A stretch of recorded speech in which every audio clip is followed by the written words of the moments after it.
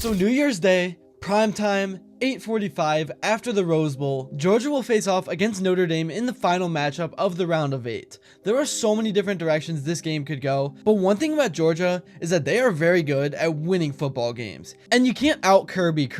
So many teams take the approach against Georgia of trying to keep the game close to where anything can happen, but Kirby Smart wins every close game. But if you are a Georgia fan, you can't be feeling too confident because Notre Dame to me is one of the top 4 teams right now. They dominated Indiana and are playing their best football of the season at the right time.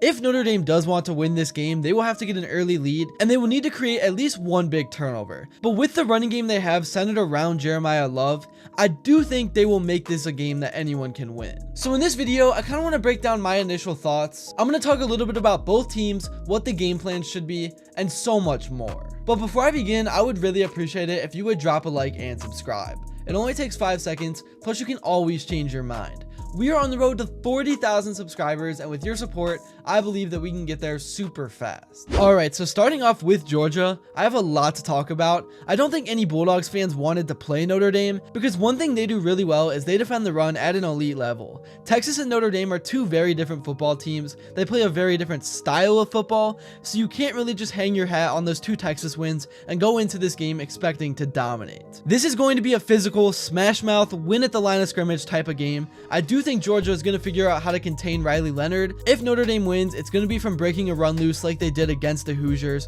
And if you're a Georgia fan, one other thing that could worry you is the Gunner Stockton situation. We've seen him put the team on his back.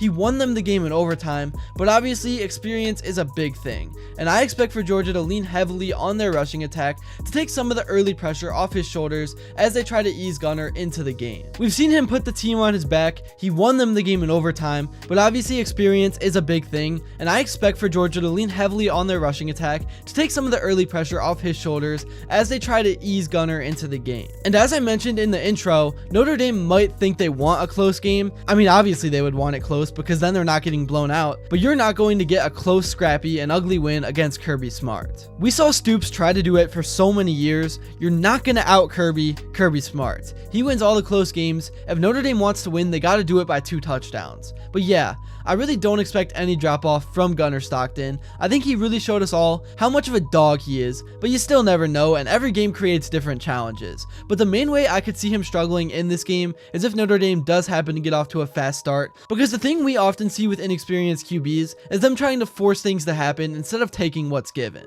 For Notre Dame, one thing that will play to their advantage is the fact that they actually have recently played a football game. The bye weeks are definitely an interesting aspect of this tournament that I don't think people are talking about enough. Obviously, it's nice to not play, 1 because you can't lose, and 2 because you're guaranteed to stay healthy, but now we're going to be looking at a Georgia team that has not played for about 3 weeks, and Notre Dame has, and with 2 weeks of rest in between, both teams are perfectly well rested. Will this have a big impact in the game? Probably not. Maybe Georgia has a rusty first few drives, but at the end of the day, football is football. It's not like baseball, where if you don't see live pitching for a month, you're totally screwed. Anyways, for how high I am on Kirby Smart, I'm also very high on Marcus Freeman as well. I know Kirby Smart is the better and more proven coach football-wise at this point in his career, but Marcus Freeman has built a bond with his team that we rarely see at this level of the game. I know it might seem crazy to say, but Notre Dame needed that NIU loss to happen. As embarrassing as it was, it ended up bringing everyone together, and they had to dig deep to find a new identity as a football team, and they have. But there still is a lot of pressure on Notre Dame's shoulders, because it's been a while since Irish fans have got a taste of real success. They are hungry for it, and after years of constant letdown, I don't want to say it's now or never, but there has never been a better opportunity than right now. Going back to what I was talking about when I said that Notre Dame needs to be up a lot early to win, Georgia was even or behind early on pretty much the whole entire season, and it has not fazed them at all. I mean, that Georgia Tech game was absolutely insane. I've never seen a team struggle so much and try to lose a football game like that before and still end up winning. I forgot how many overtimes that game went. I think it may have been 8 or something, but neither team could execute a basic play from the 2-yard line. I know they were all out of gas, but after about the 3rd or 4th one, I'll admit, I was like, Georgia is not a good team. They won't do anything in the playoffs. The season is over. But wouldn't you know, they found a way to win. They dug deep and got it done. And then in the SEC championship, they beat Texas for the second time this year. I do think Georgia is a lot more battle tested this season. Obviously, Notre Dame has gone through more adversity, but if we're talking about what team I think can come back after having things not go their way early, it's Georgia. If I was a bettor and this game was within one possession in the second half, I would take the Georgia live money line all day long. But don't get what I'm saying twisted. Notre Dame very easily could win this game. In fact, they have enough talent to win the entire thing. They have played as good a football as anyone the second half of the season, and this has been a completely different team. I think the Irish have the advantage in terms of quarterback. I think they have a better running game. I think the offensive line might even be better, and winning the line of scrimmage and in the trenches has been Notre Dame's bread and butter all season long. So matchup wise, it really is pretty even. To me, it just comes down to how Georgia already has an identity of winning games on the biggest stage, and Notre Dame is new to this. This is one of the games outside of the Rose Bowl that I am so excited to watch. If I had to make a score prediction for this game, I'm right now sitting at about the 28 to 31 point range for both teams. Right now, I'm saying 31 to 29 Georgia, but that may change by kickoff, but I do not think this will be the blowout game that Bulldogs fans are hoping for. I think this is going to be a game that gives both fan bases heart attacks. This is going to be a game where you want to throw up late in the fourth if you're a diehard fan. Let's take a look at what some of the coaches and other media outlets have had to say about this game. Yeah, it's an honor to be here today.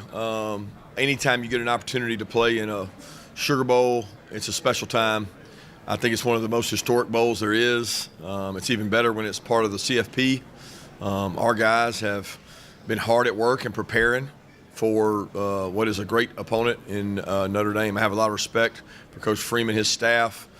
We have intertwined staff. We've gone against each other at different times. I think when you turn on the tape, their play speaks for itself, their physicality, their toughness.